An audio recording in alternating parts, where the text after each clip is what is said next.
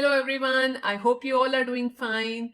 So in the last class we started with chapter 9, Traders, Kings and Pilgrims. So what all we covered in the last class, how to find about the trade and the traders, new kingdoms along the coast. I talked about Cholas, Shiras and Pandyas with their important capitals. Two of them we even discussed in the map. Please watch the previous videos.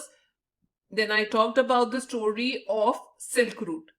Here I talked about how important this route was for all the people, all the kingdoms on the way, merchant traveling all the way from China to Europe and distant places in Arabia.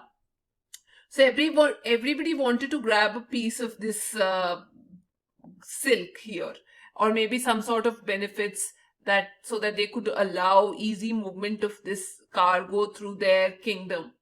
And here in India, we see at that time, this area was ruled by Kushan Empire, who happened to have two major important centers of power. In your book, they've just mentioned of Peshawar and Mathura. So here you've got Peshawar, somewhere here you've got Mathura. But there were other important centers also under their control. One of them was Taxila and the other one was Belgram. I talked about it in the last class.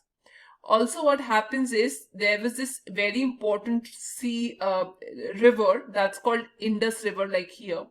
So a lot of shipments came from Central Asia to here, through which they went to pass through China.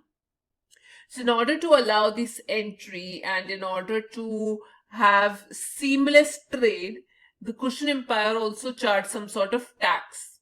So these were among the rulers who started to charge money from the Roman Empire. Yes. And we happen to see that the Kushan Empire was one among the first to issue gold coins. Yeah, they became very, very rich. Of course, they were asking for bribe. So we happen to see the gold coins with them that was basically used by the traders who were doing trade along this route related to the Silk Route. Isn't that very interesting?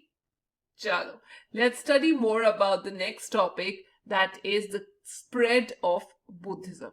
You all have covered about Lord Buddha with me in the last classes, where I talked about how this great philosopher, meditator and spiritual teacher, born in Lumbini, he had his journey of life where he achieved enlightenment. If you've missed the videos, kindly watch the replay. So at this time, same here along this Kushana rulers, I'll show you on the map once again. The Kushana rulers here, they were very famous, and one of their most important king, his name was Kanishka. He happened to rule this area around 1900 years ago. And at this time, Buddhism was at its peak. So he organized a lot of Buddhist councils where he called all the learned people from across the globe and held very important discussions related to religious matters. One of the most important poet of his time was Ashwagosha. So he was a poet, yet he composed a biography of Lord Buddha, and that biography was Buddha Charita. Yes, very famous till date. So it was written and composed by Ashwagosha. You learn about him in later sessions also, but he composed Buddha Charita around 2nd century AD.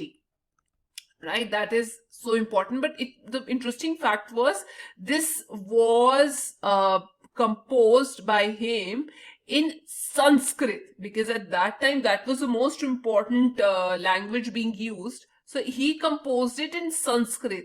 Isn't it interesting? Buddha Charita, epic poem composed in Sanskrit by Ashwagosha. Oh my God. It talks about the biography of Lord Buddha. So there were many other poets also, like Ashwagosha is one of them, one of the most important poets.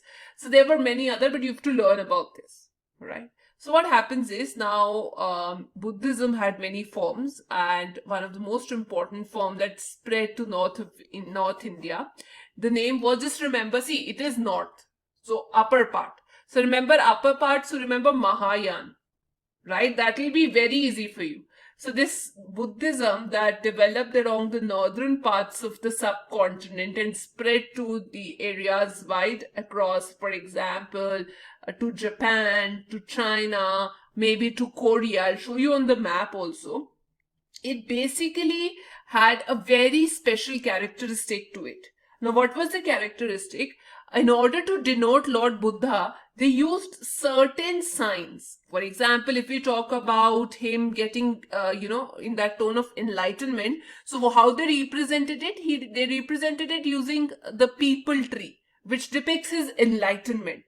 So that is something very special about Mahayana Buddhism. And the second important trait, so first of all, first trait was they used certain signs to depict Lord Buddha's presence.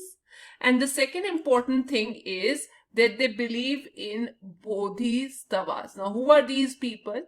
After Buddhism, Lord Buddha, Buddhism spread out loud and wide to different areas. So a lot of people who sacrificed, who wanted to know the true meaning of life, attain knowledge, so they left their places to attain enlightenment. And once they attain enlightenment, they would, of course, have to live in complete isolation, most of the time, busy doing meditation, trying to relax. That was their basic objective. However, we see that there is a difference in this Bodhisattvas people. What was the difference here? Instead of staying in isolation or doing meditation in peace, they went from place to place in order to preach Buddhism.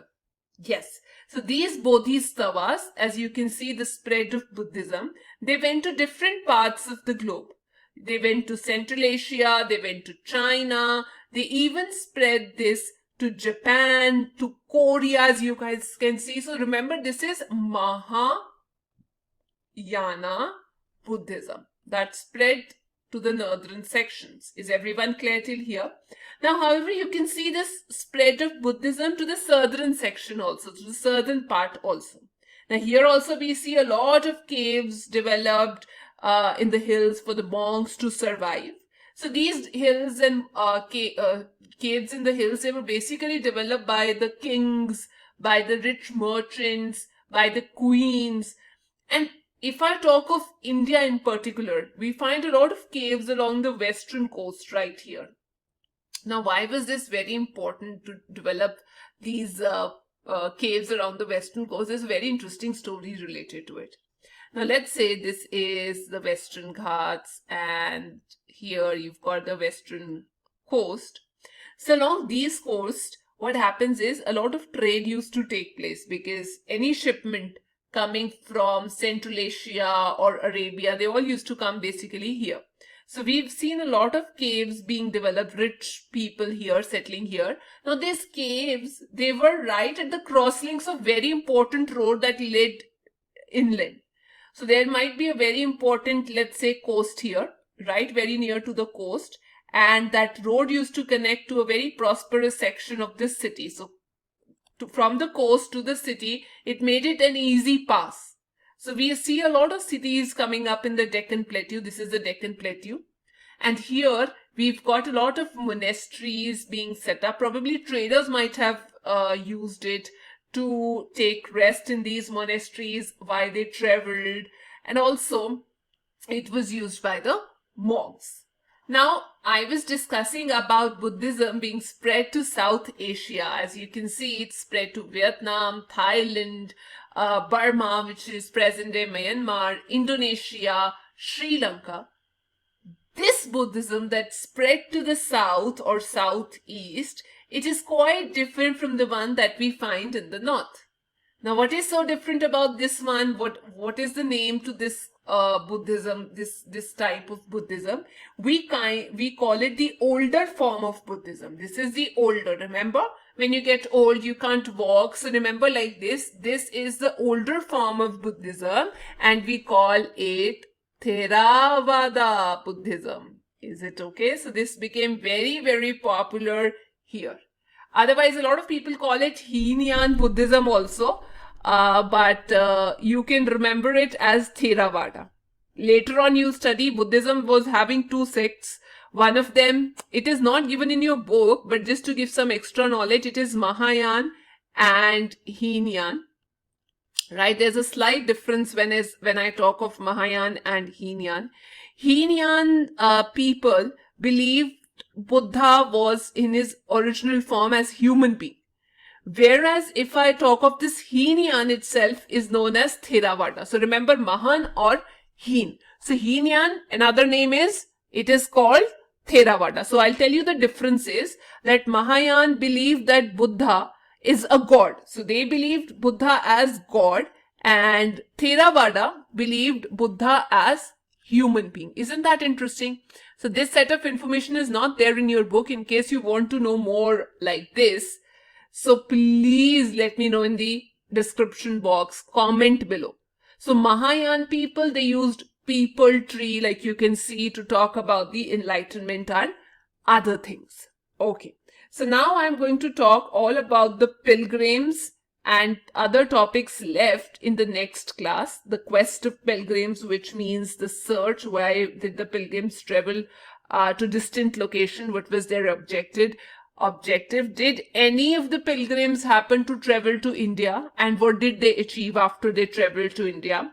Especially a lot of pilgrims came from China to India to study more about Buddhism, and I'll talk about Bhakti movement. This is quite different to what we have now, and how is it so different?